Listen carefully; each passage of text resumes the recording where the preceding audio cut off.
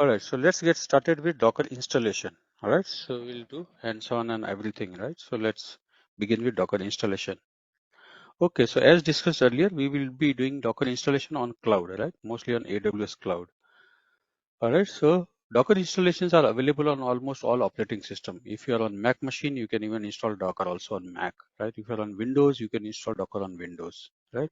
If you're on Linux side, right, Ubuntu or CentOS, right, you can install Docker also, right? Or even RECL also we can install Docker, right? So Docker is basically multi OS compatibility version, right? So we can install Docker on any of the operating system which are available in the market. For us, by default, we will be picking up the Linux and Ubuntu. Why? Because as a production environment, this is the de facto standard. All right, this is the de facto standard in production environment. Production environment always be more reliable on Linux, right? So, and Ubuntu is another flavor in the Linux operating system, right? Ubuntu is more secured, right? So they have added a lot of security and much more user friendly, right? So if you leave your machine just like that, it will terminate the session automatically, right? So there are like many features in Ubuntu, right? So if you know the Ubuntu well and fine, but it's more or less the same Linux operating system, and we will be learning on the fly, on the go. So Docker installation on Ubuntu, let's say you have Ubuntu machine. So basically what you do, sudo we do for root users, right? Because for any software installation on Linux, you need admin privileges. So sudo will bring me the root user or admin privileges, right? And apt, right? Apt is basically a Ubuntu command. So all commands in Ubuntu begins with apt, right? If you are on CentOS, you must have seen that CentOS we use yum, Y-U-M, right? So here we will be using apt. apt-get, right, is the command. Nowadays even we can use apt as a shortcut, right? Apt will automatically, right, is nothing but apt-get only. So apt-get is Ubuntu command, right? This command comes together. So when you do any installation, the first command we always do apt-update.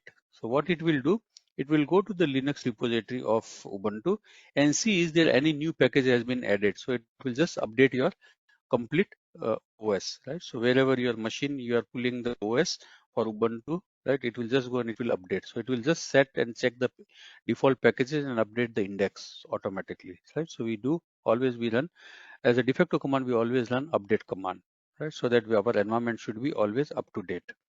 And then what I want, the next section, right, update, and next section is install. So apt-get install. What I want to install, Docker, right, Docker installer. So Docker in the Ubuntu, the package name is docker.io. That is a package name. So just say docker.io and you can install Docker. So just one command is needed to install Docker. That's it, right? And our Docker will be installed.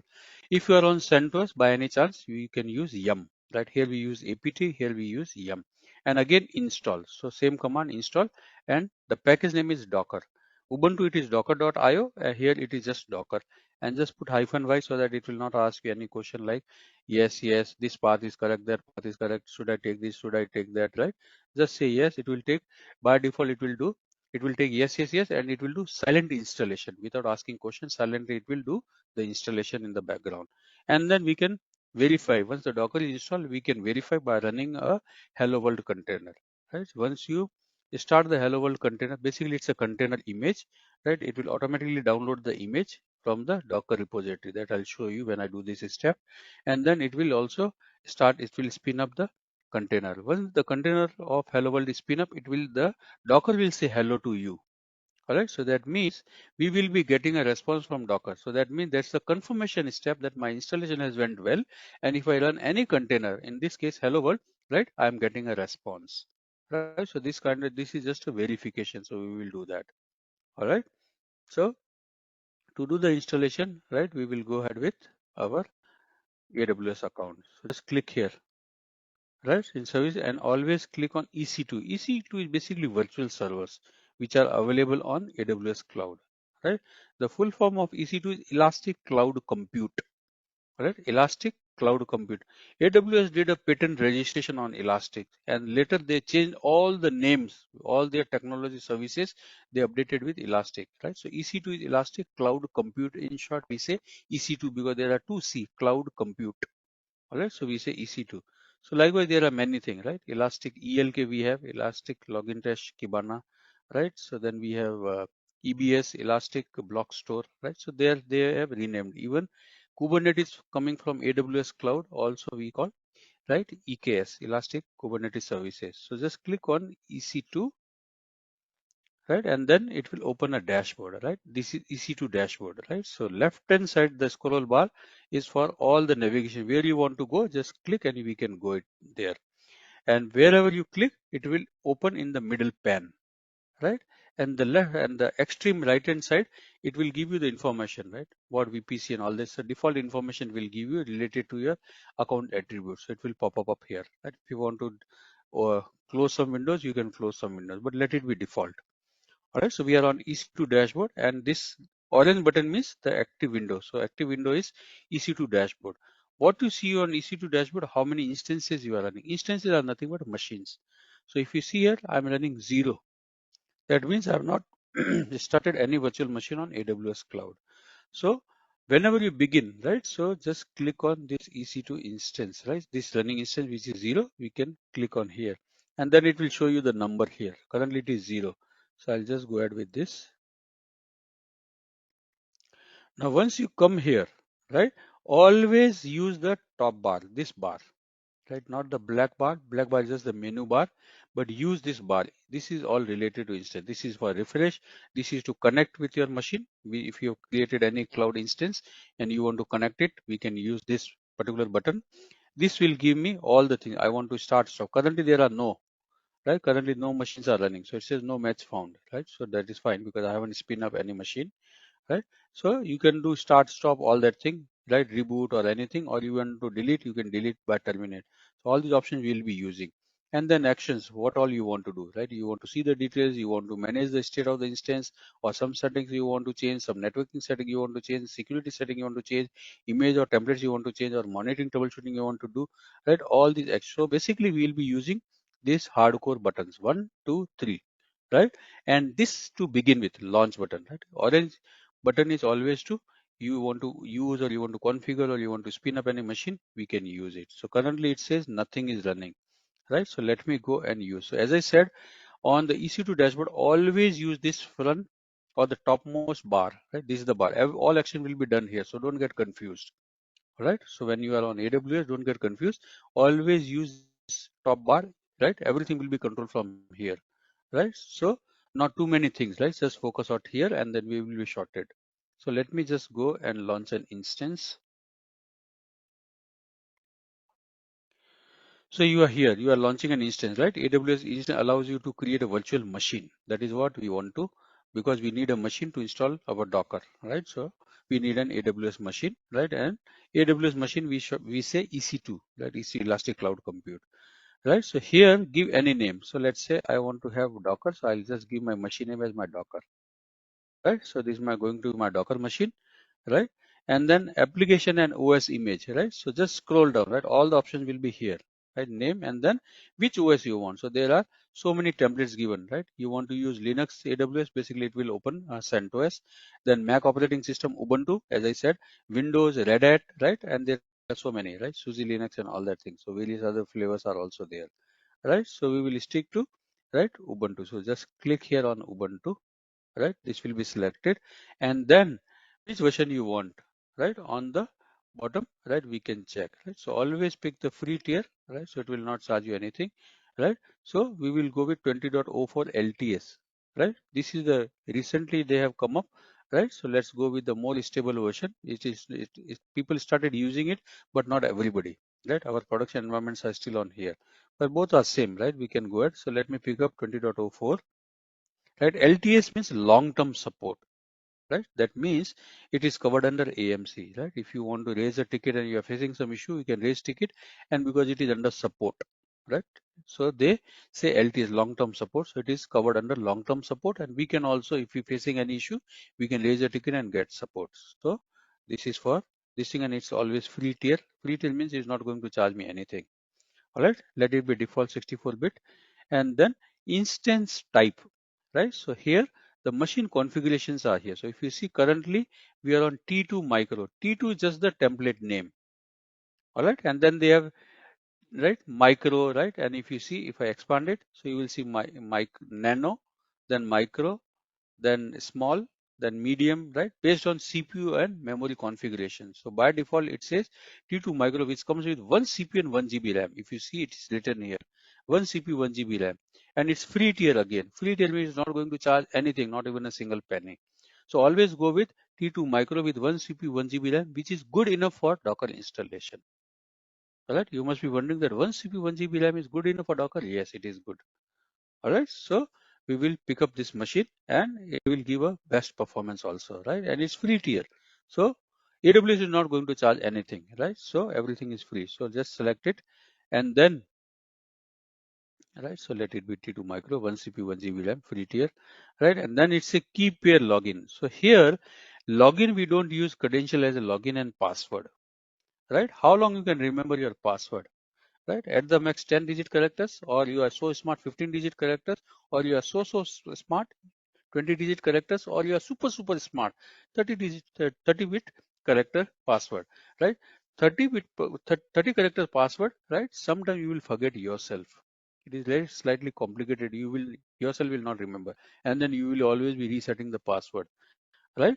And password, right? So password where you store? Normally we store on plain text, right? Which is not advisable, right? There are so many software people can read your password, they can steal your password, right? So what we are going to use, we are using a key pair. So that means there are two keys, a pair of key we are going to use. One is called public key, right? Another is private key. Private key will always stay with you, right? Stay with you means not on your AWS account, right? I've created my account, my name is appearing here, not with my name, but it will stay with you on your laptop until and unless you provide that key every time, right? If I'm using my laptop to connect with AWS machine or AWS cloud, right? I use my laptop, right? Through that, through internet browser, right? I put this URL and I'll be accessing it, right? So this is one way, right? Now, the private key will always stay with me until unless I provide it. Nobody can do anything on my AWS account, right? There are two keys. One is public. Public key will always stay with my account in AWS. That is my default public key, which gets created when I create my account on AWS. Right. So public key will be always on AWS. Private key will be available only with me, not anywhere on the AWS or internet. It will be downloaded and I will keep it on my laptop. Wherever it is needed, during that time, I'll produce that key and I will be using that key for login. If I don't produce, nobody can use that key. And that key is never be copied anywhere else. Only it will be copied. It will be on my laptop. All right. So we are much more secured in this case. All right. So we'll be using the private key. It's very simple. You can just create it here. It will automatically create, right, for you. So next time when you come, you can just use this SRC, right? This is the name of my key I use, SRE EC2.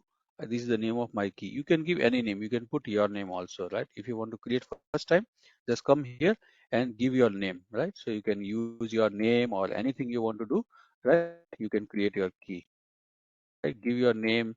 Some people, they say DevOps key or anything. It's up to you, right? Just a name. You can give any name, right? I've given SRE EC2 because I use for so many SRE purpose, right? So SRE EC2 is my key. I've given this name. It says the name already exists. So you can give any name. It's up to you, right? And then these are the security, right? And it will be encrypted automatically by these protocols, RSA and ED25519. These are the security protocols. It will help you for encryption, right? So your private and public key, both will be encrypted. You see private and public key, both will be encrypted, right? And the format, right? You can download these files, right? Your private key and this key you can download. Normally private key will you have to download because when you create only during that time it will allow you to download. Next time you say, hey, I just forgot, I lost my key, can you give me another copy of my key? It will say, sorry, I don't keep any storage for your key, so I don't have any key available with me. It is only when you create it you have to download. That's it, right? System will not store the key anywhere else. All right, so you should be very particular. Now, which format, right? So you can use OpenSSH, which is .pem key.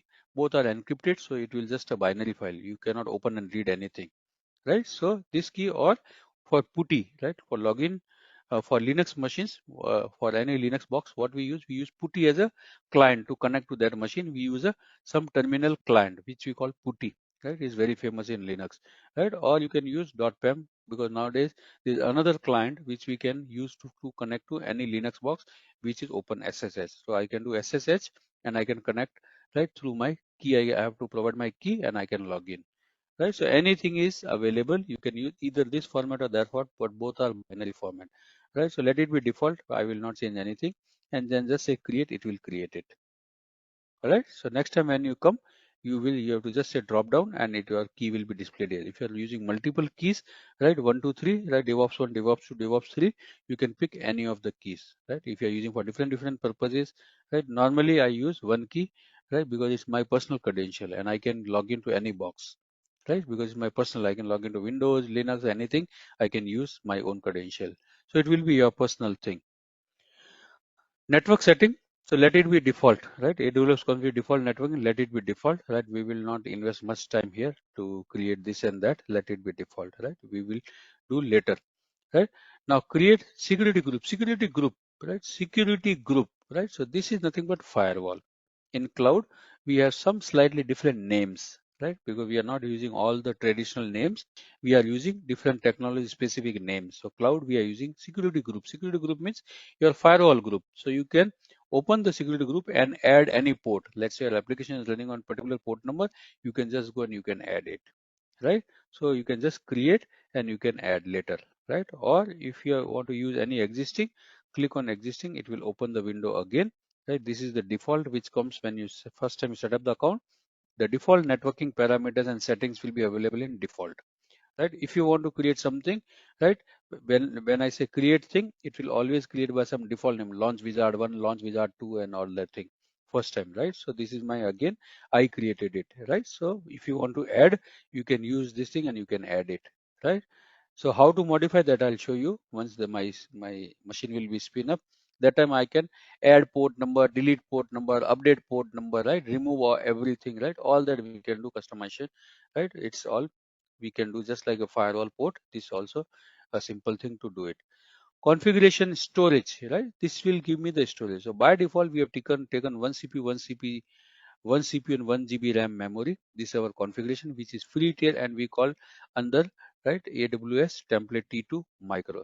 Right, T2, T3 based on the configuration. There is a lot of family of configuration, right? AWS provides. So what configuration you need for your environment, we can pick and choose, right? And it's all drop down box, right? We are not configuring anything, just drop down and pick it. So for one CPU, 1 GB is good enough for Docker. That is what we have chosen here. So when you go down, right, that machine 1 GB, 1 GB comes with an 8 GB of RAM.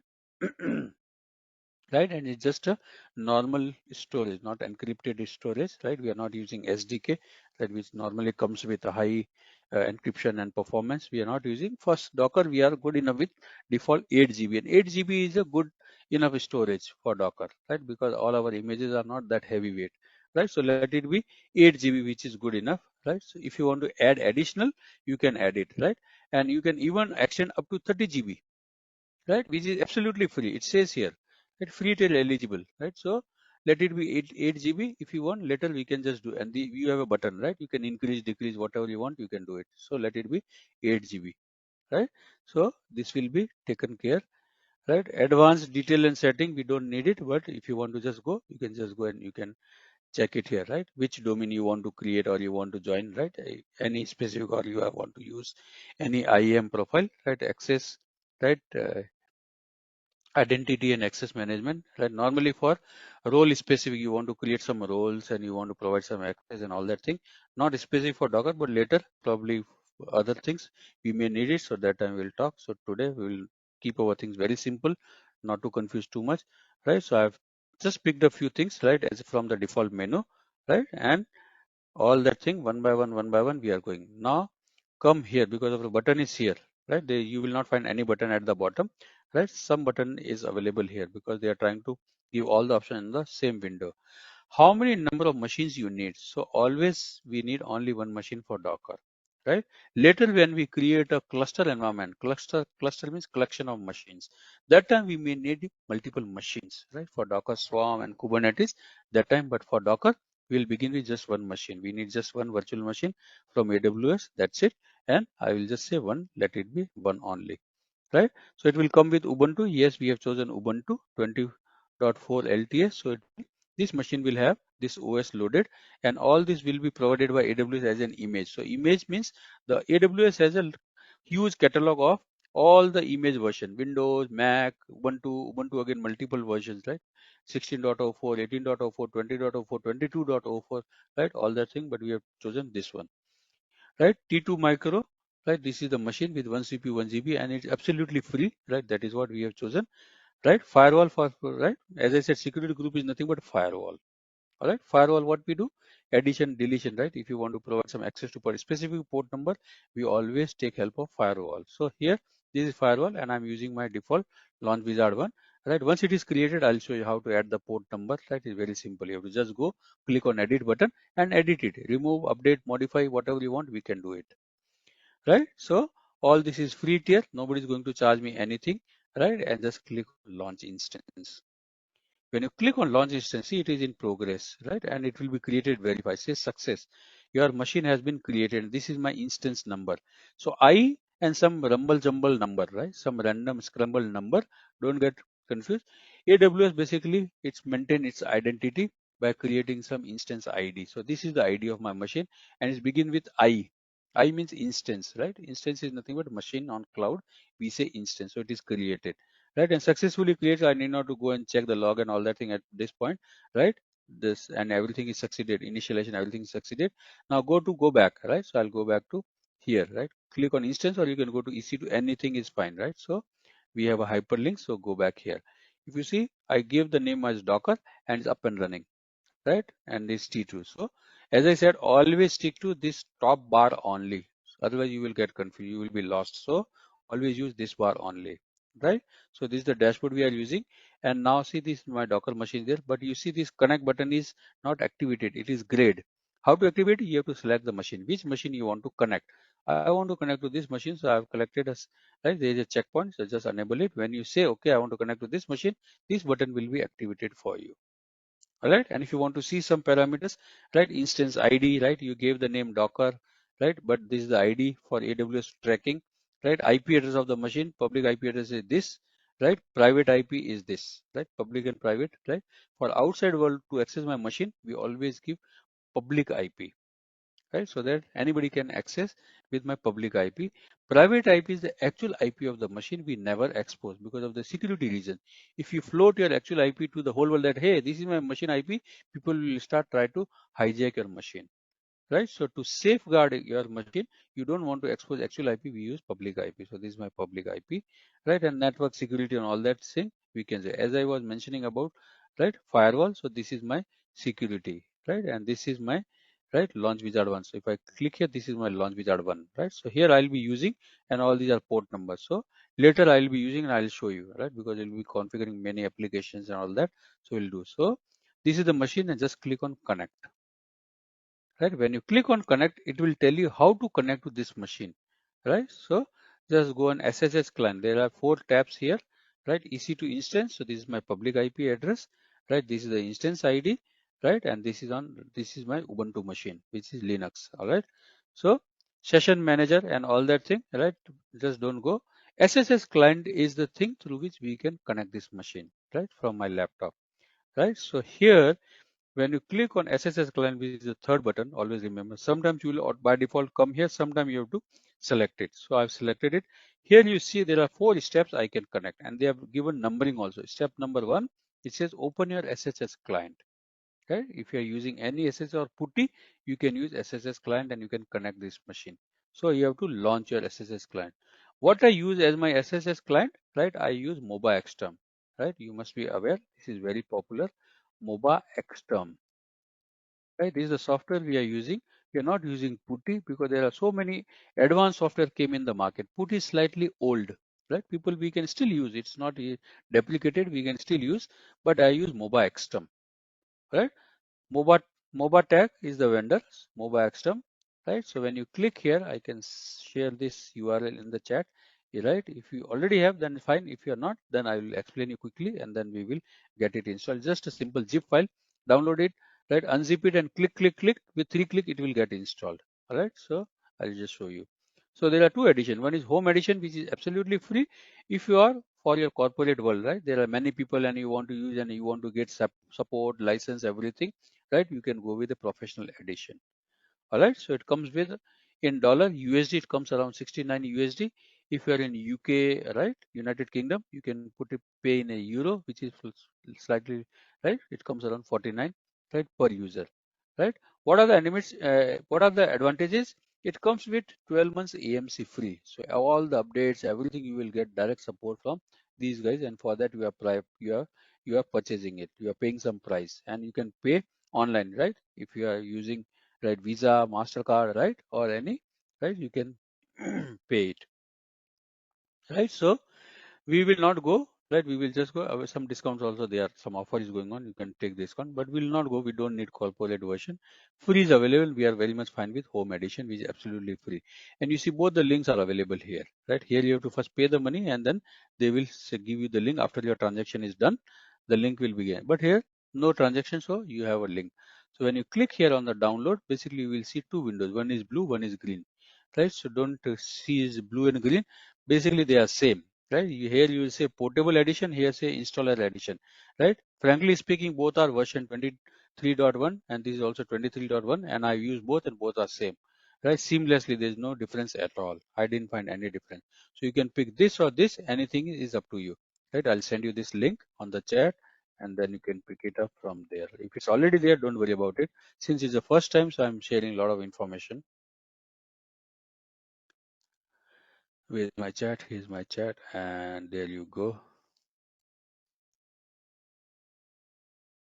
All right, so just save this link, right, for your future reference, right. And when you click here, right, here or there, you see the zip is getting downloaded.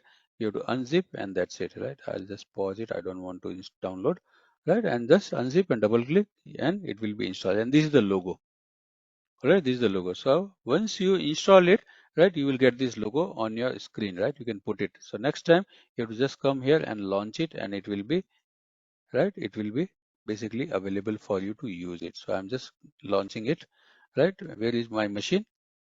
Let me go to my EC2 instance. So first step is open your SSH client. Where is my SSH client? This is my SSH client, right. Mobile Extreme, right. There are so many options, right. Session, server, tool, cameras, sorry, games, sessions, view, split, windows, right. I can split multiple windows, right. Multiple execution I can do on the windows, right. All the tunneling and all that thing, right. We will talk little later, not needed, right. So always use the middle button, right. Mobile Extreme, start local terminal. Yes, I want to start it, right. So I was using previous machines for various purposes and I can connect to my previous machines also and they are all here, right. So you will also see. So when you say, basically it will launch like this, right. So mobile extreme personal edition 11.1, right. So this is what I am doing it, right. So step number one, launch. I have launched it, right. I have opened my SSH terminal, which is fine. Then it says locate your private key. As I told you, the for login, right, we are not using username and password, we are using public and private key. Public key is available with my AWS account, right. So it will automatically picked up from there, but private key is always available with me only. Nowhere else you can keep this key, right. And AWS itself, you cannot ask that, okay, give me the key. AWS say, I don't have it. When you have created, you must have got it, and that's it, right. So look at your private key, and this is, it will just say that last time you saved the key by this name, so it will give you the file name also. So I know that where I've kept this key, right. So I will go through this SSH client, which is my mobile xterm client. So I'll go to that path cd and put it on a desktop.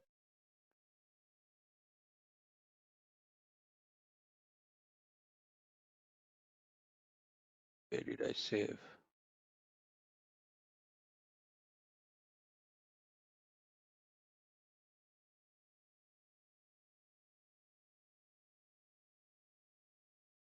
So I save normally the key on my local desktop. And if you see, this is the EC2 key folder, and I use many things, but this is my key, right. So there are so many keys I use for different purpose, but this is my path, right. So I can just go to desktop and get it. So cd desktop and EC2, this is my path, right. And I'm already in this path, it is shown over here, right. And now if I want to see my key SRE-EC2, it's available. Right? This is the file which I am looking. This file will always be available on my path. So you have to just navigate where you have saved it. Just go to that path, right? And then you will get it, right? So it says locate, right? Step 2 is just say locate. That means go to your folder where this key is available, and I already navigated to that path here, right? I've already navigated path and I could see this is my key. So it says navigate to your private key, and this is my private key, SRE-EC2. All right. Now step 3, it says run this command, right? If necessary, right, to ensure your key is not publicly viewable. So normally what happens, we have to give read permission to this file, right? This is my file. We have to give read permission, right? Though I am the admin, I am the creator, right? This file is created by me and it's my personal file, right? But in Linux, for security reasons, whenever you want to use, you have to just give read permission, and it's a very session specific, right? Permission will stay as long as you are running in that session. That's it. The moment you close the window, the key will be gone, right? That means you have to you have to give permission. So it is always safe that for me also I have to give read permission, then only, right, I can read it, right? Otherwise for security nobody else can read it. So it's always a good thing that somebody can hijack file, but you have to always give a read permission, right? Don't consider that I am the godfather of this file and I can do whatever I want. We have to give read permission. How do you give read permission? So in Linux we have a chmod command, right? Chmod command 400 is basically read permission, and then you have to give file name. So it will basically give a viewable permission. Read means viewable. So I want to view this file because I want to log into this machine. So you have to give. So basically there is a notepad symbol. Just click on the notepad, it will be copied, or you can do like this and then say copy paste, both the things, right? I use this button, right? And when I come here, chmod, and this file already available in this path, right? So you do, it will give. And all the command in Ubuntu, when they get executed, you will get a green tick. That means the command is executed properly. All right. So this is what we do. All right. Now to connect, last option, right? We are already on step 4, right? 1, 2, 3 is already done. Connect to your instance using public DNS, right? So this is the public DNS. I can just go and connect by this, or they have given the command line. All right, they have given the command line, right? So what you can do, you can have fire sss command and input. So this is my file input, and then give the credentials. So when you spin up the machine, that EC2 instance, right? This is our machine, right? Instance, the name I've given the machine is Docker, and this machine, right? It always create one user also to log in. The user name is Ubuntu itself, right? So this is the user, and this is my public DNS through which I can connect. So if you see at the rate, this is my DNS, this and this is same. So it is always good to use the command because we are already on SSH command line. This is the command line terminal through which I want to connect. So use this command, and through this command you will be able to connect because you have given the read permission. You are already in the file.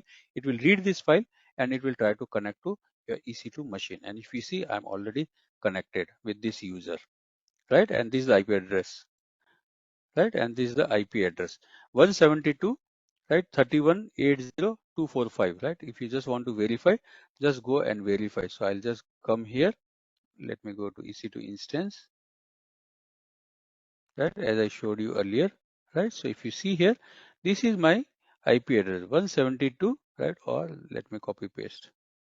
So you see here, this IP address, right? 172.31.80.245 is this IP address. This basically this is the host name.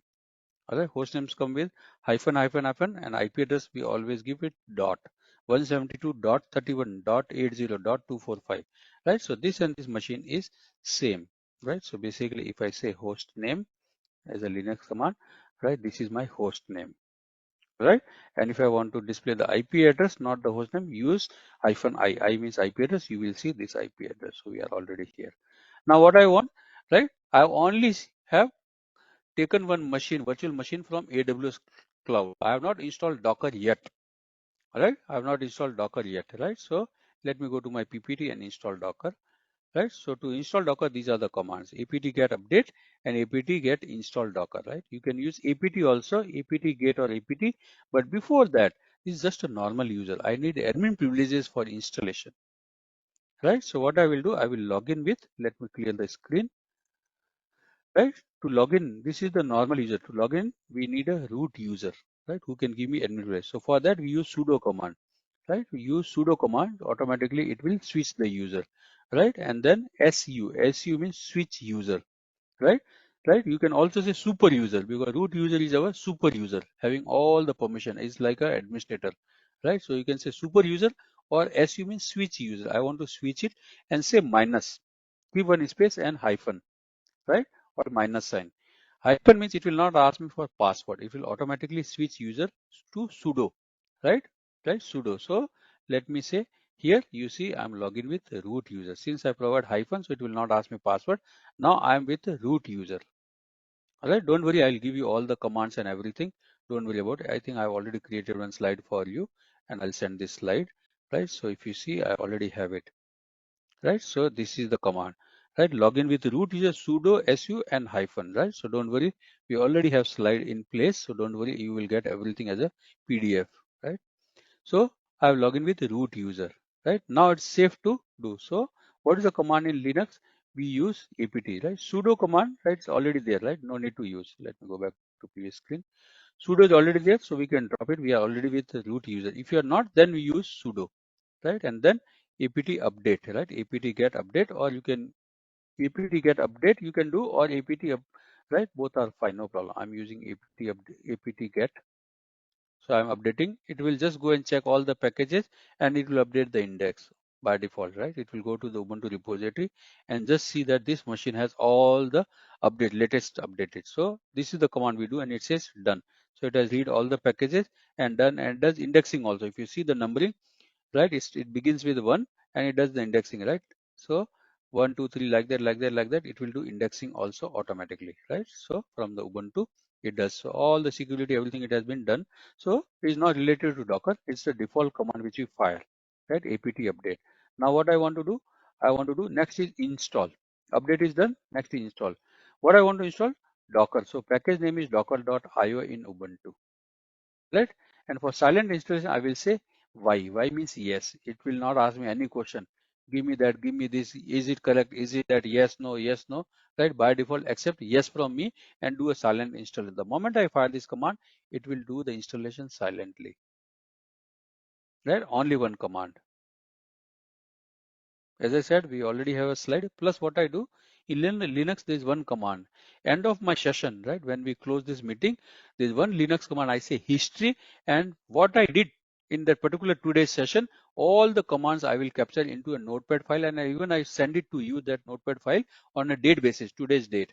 So tomorrow if I do, then tomorrow's date. Like that in a month, all the trainings, whatever we have done, you will get the files, right? All the commands, everything on a date wise. So you can create one folder and archive there. So whenever you want to see, you can see the date wise thing, right? So everything will be available for your later reference date wise, right? Installing doesn't take much time, less than a minute, right? And my Docker will be installed.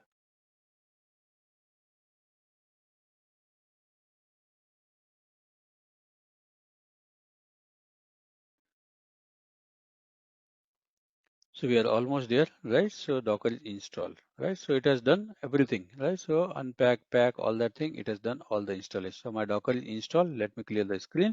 There is a command called clear and it will clear the screen, right? So I was saying there is a command of history which I'll give you, right? This will tell me what all things I did, right? This I did, then I did clear and the history. So I capture and it gives with a number. So you will not forget, right? Which command I run first, you can just see the number, line number, right? So I'll give you this thing at the end, right? Let me clear the screen. So we are here. Docker installation done, right? So to check the Docker thing, right? What we do, we use Docker hyphen version. It will display the version, install version. So Docker version, what is the version we installed? 20.10.21. This is the latest version of Docker which is being installed. Build number. Nowadays, all software they come with the build number for patch upgrades and for all that thing. It is easy to track which version you are and what patch number you have to apply. So this build number will help you for that thing, right? Which is really good. And where are we have installed?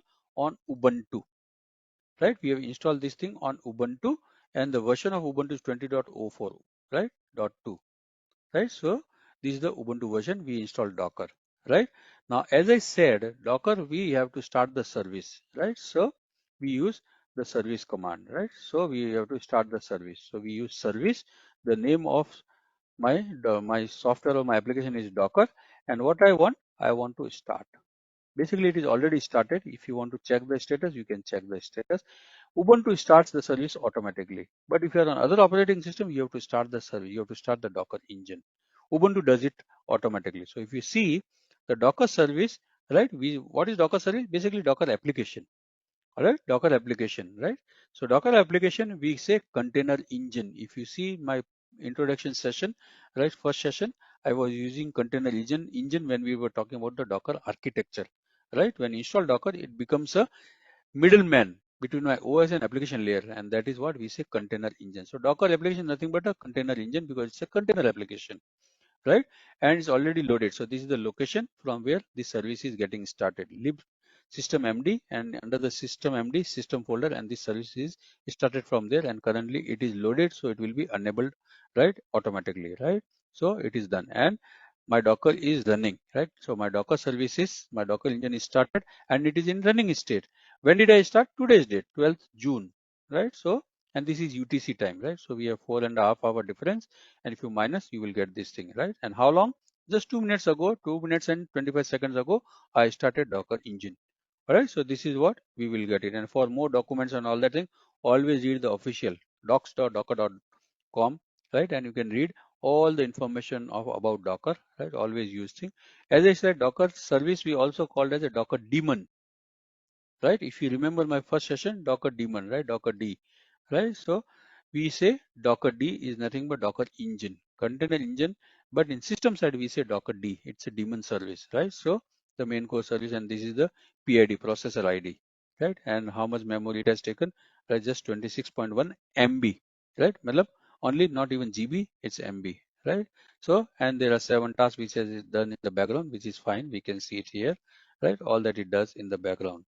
All right, so my Docker is running up and running, right? So Control Z and come out, right? It's not stopped the service. My session, because I went inside, so I checked it, right? So, and sometime it is not started, you have to say start, right? Just restarted. Now if you just go and check, you can check it, right? So you can just do that, right? So it was already running, right? So no problem, right? So we are here. Now clear the screen, my Docker is up and running. If you want to check one more time, you can just go and check Docker version, right? So as I told you, when you install Docker client, CA, right? CLI, everything is part of here, right? So what I mean to say, let me quickly go through a few, right? These are the things, right? Docker daemon we saw, it's up and running, it's running, which is Docker engine, REST API, CLI, all that thing, right? All these components, if you want to see both client as well as server, both these client, right? How do you see, right? So if you file this command and if you remove this hyphen, right? Just say Docker version, you get to see all the things. If you see here, you will see both the things. This is my client version, right? Client version is same, and this is my server. So there is no separate client software for Docker, right? Everything is as a bundled software. Once you install Docker, you will get everything, right? So these are all my client, the API version, right? Which is 1.41. Go version. Go version means basically Golang. These are all developed on Golang, right? We will talk more when we start interacting with automation and all that thing. Git commit, right? This is the basically version, and in Git repository, right, all the installer, everything is available with the version specific. This is my Git version. Build, right, this was built on 27th of April, right, 2023. So just 2 months ago, right, we are using the latest version of Docker, not old but the latest version. April 27th this version was released. Architecture Linux 64-bit and all that thing, right, and then experiment all that thing, let it be default, right?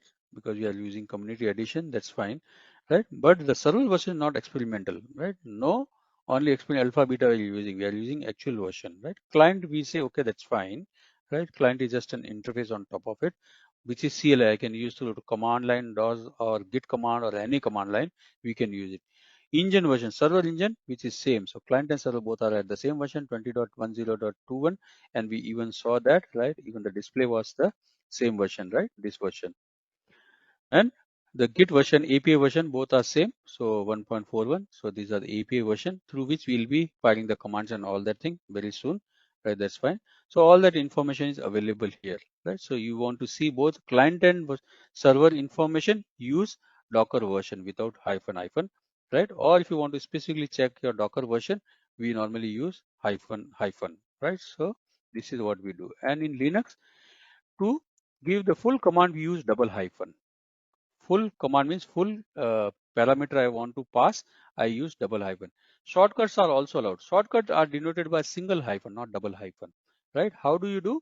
Just single hyphen and the first letter of that argument, right? So what is the first letter? V.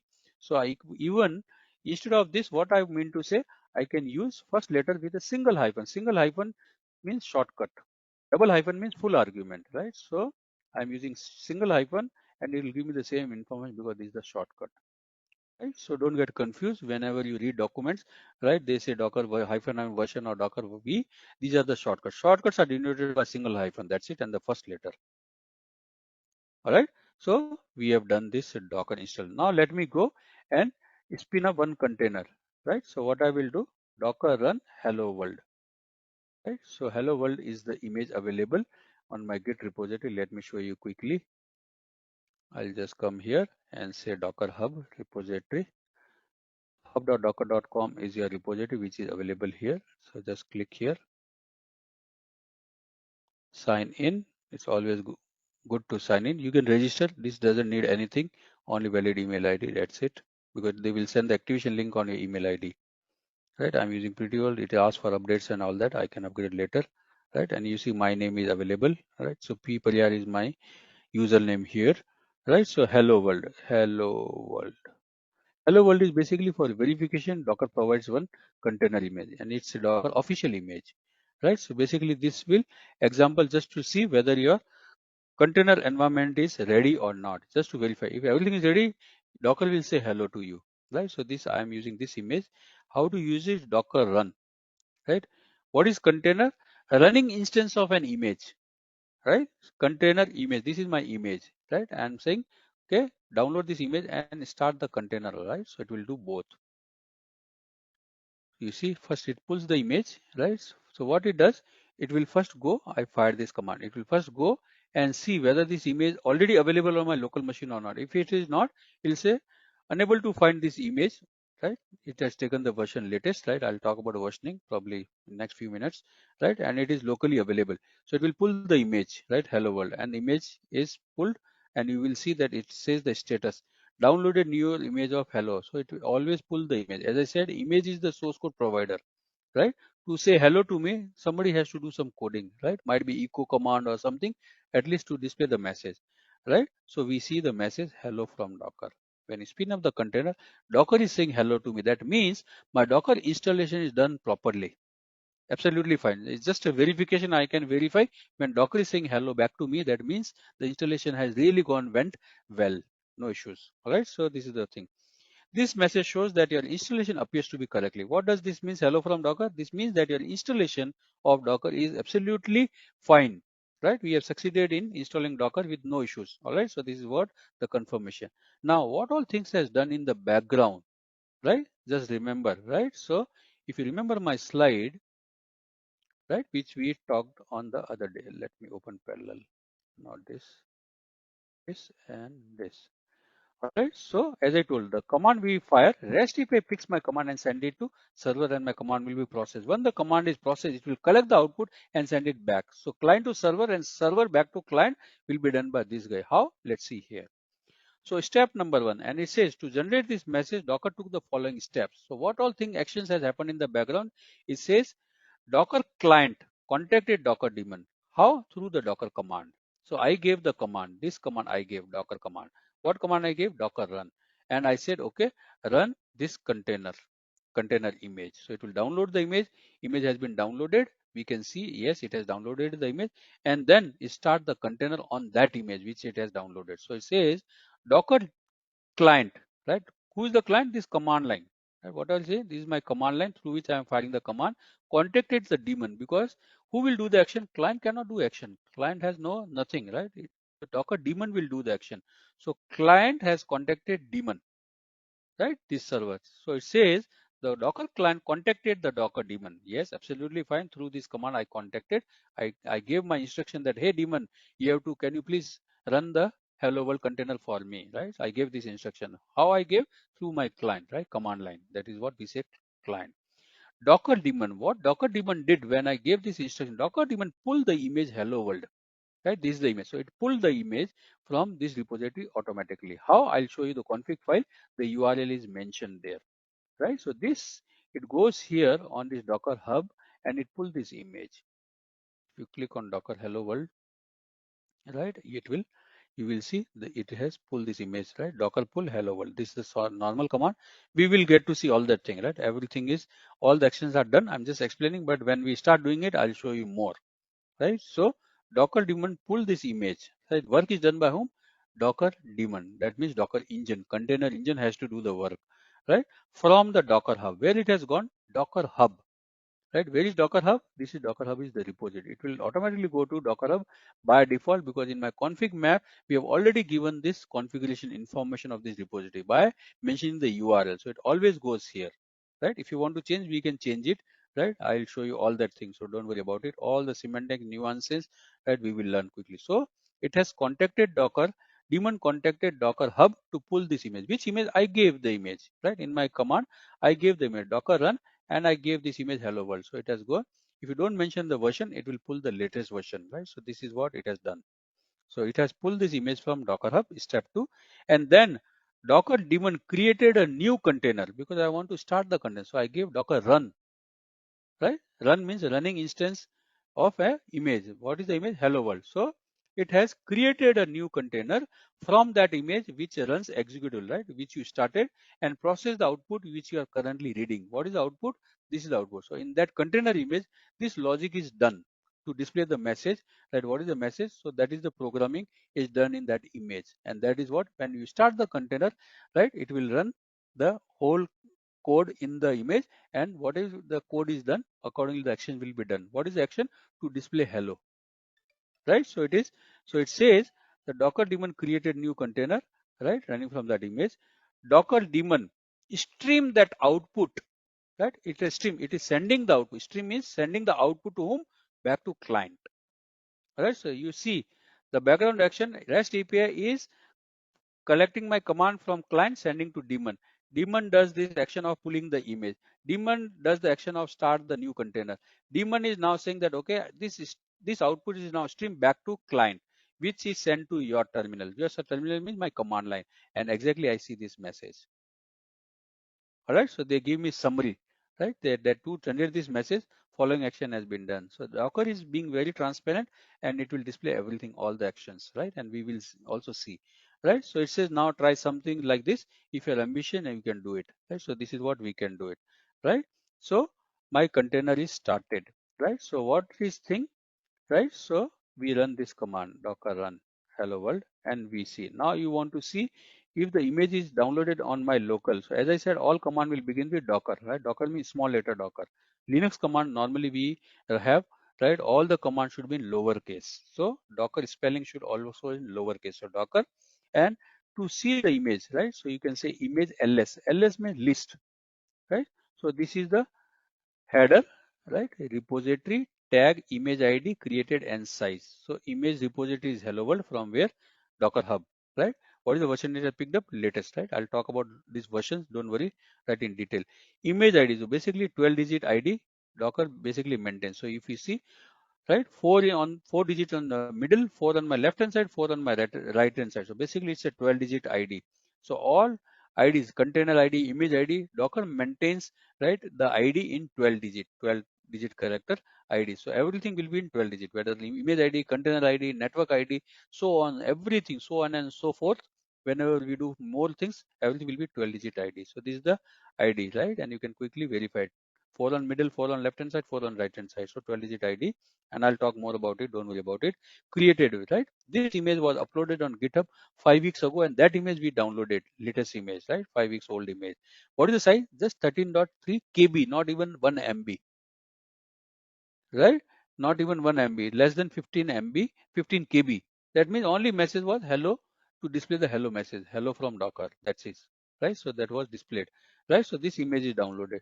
So you can use Docker image, or you can use ls, images, right? You can use ls command or images, both are same, right? If you use singular command image, use ls, or say plural images, that means it means already same, right? So you can use ls like this, or you can just use images, both are same, right? So I use Docker images, right? Just 2 letter. Why to have three-letter command? Just 2 words and my command is done, right?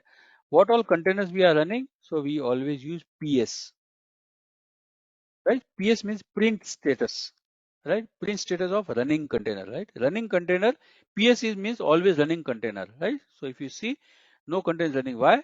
Because that container will display message, it will go off, that's it. It will not stay, right, for us. So if I say hyphen hyphen, as I said, double hyphen means full argument, right? All, you see this was the container which was running, and again 12-digit ID, right? 4 on the middle, 4 on the left, 4 on the right, right? From which image? From the hello world, right? And it just displays the message hello, right? When did I start this content? Just 8 minutes ago. And then it exited. Just display the message and exit automatically, right? Because there is nothing written in the container. What it will do, right? It display message and go off. So that's the only verification whether my container is running or not. It will display message. That means my installation went well, and that's it, right? It exits, right?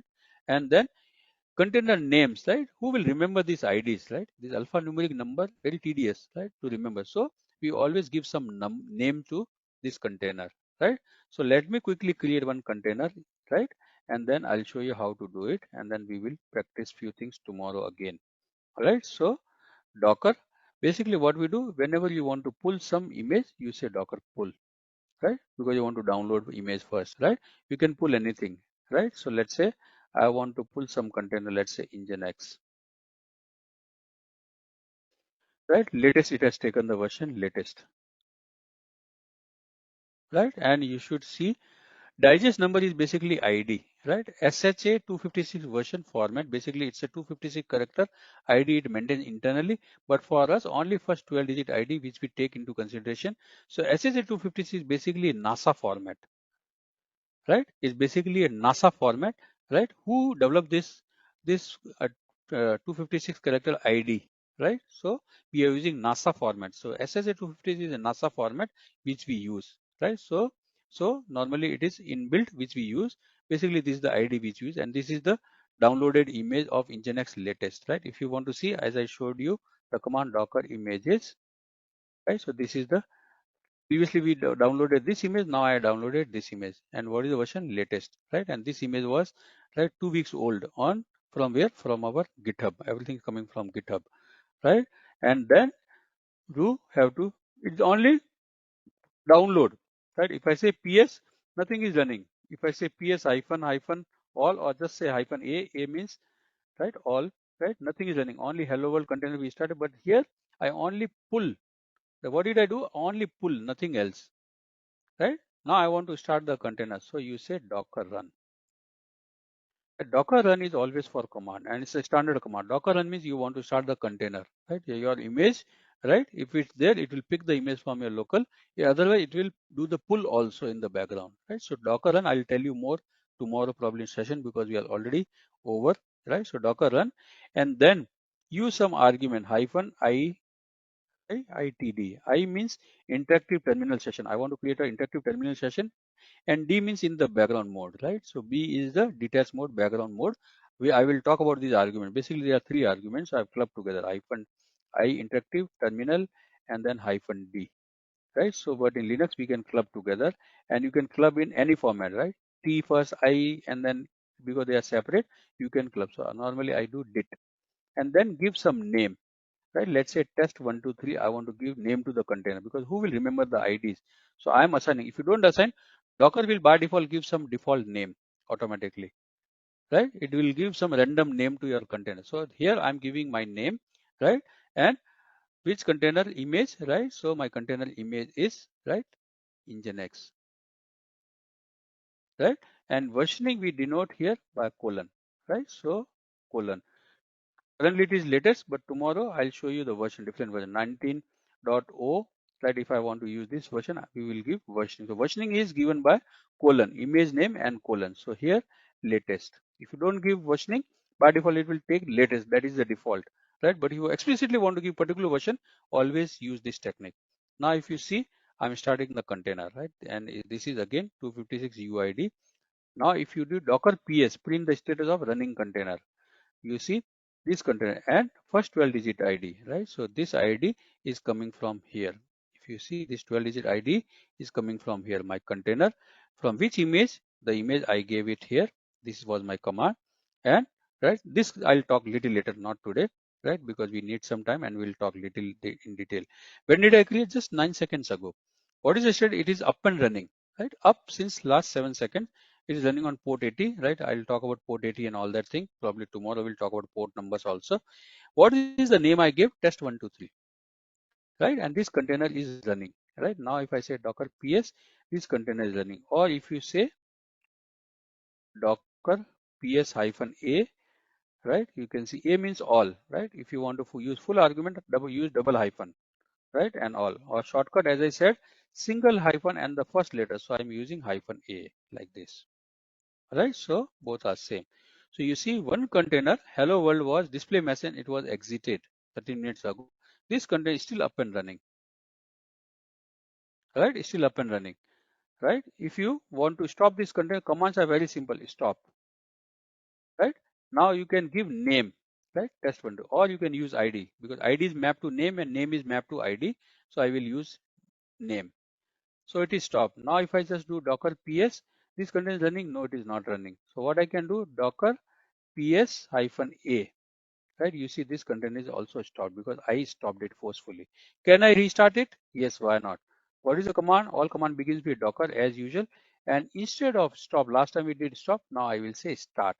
What I want to start, I can give the name of the container test123. Right? So when you need a container, you can start. When you don't need container, you say, right, stop. So Docker PS, this container again up and running from last 5 seconds. Right? Image we pulled 2 minutes ago, but this container we did start and stop. So I can restart my containers also, or you can use -a. You see this container is running, one container is exited. Right? So containers we can start, right? That means my application, I need it, I will start it. I don't need my application to up and running, I'll just stop it. Right? But later I need it, so I will not kill it, I will not remove it, I will keep it, right? So start, stop we can do with containers, right? So let's take a pause here, right? And we will connect again and I'll start our session, right? I'll not wait, right? So we will start sharp on dot and we will end sharp on dot, right? Few minutes here and there is manageable, right? I was talking about history command. So history, what all things we did right from the beginning, right? We did apt update, then we did Docker installation, and then I did clear command, history command, clear command, Docker version. Then we started the service by checking the status. I also restart the service.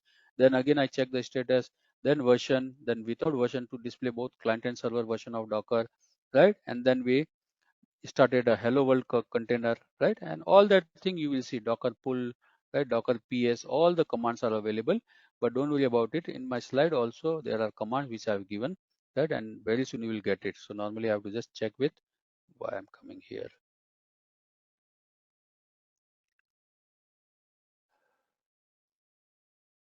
So everything is here available with us. So what all things we have done? Oh, I'm clicking on end and it goes to the last slide.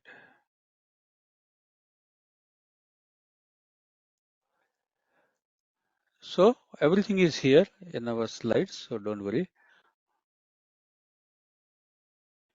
So this is what we did, right? Get update, right? Not this one, sorry. So we did this from, right? Quickly do Docker version we did to check the installation version. Verify we did by running a hello container and we got the message hello from Docker. And then for log root user sudo su hyphen and to pull any image, right? This you can do, right? And then we pull the image. I took example of Nginx, right? And we pull Docker images to display the images, right? To start the container, use Docker run, right? And this is the argument we use -it, the interactive terminal, and D means detach mode, background mode, right? Because you don't want to see the log and each information, right? I'll talk more about tomorrow. It's just the first session. And then we stop the container, right? We can use the ID or the name, anything. and then we can kill. To remove it, we can use kill. This we will do it tomorrow, not today. And even remove the images and all that thing, we'll do it tomorrow. All right, so everything is covered, don't worry about it. All right, guys, so let's take a pause here and we will connect again tomorrow. If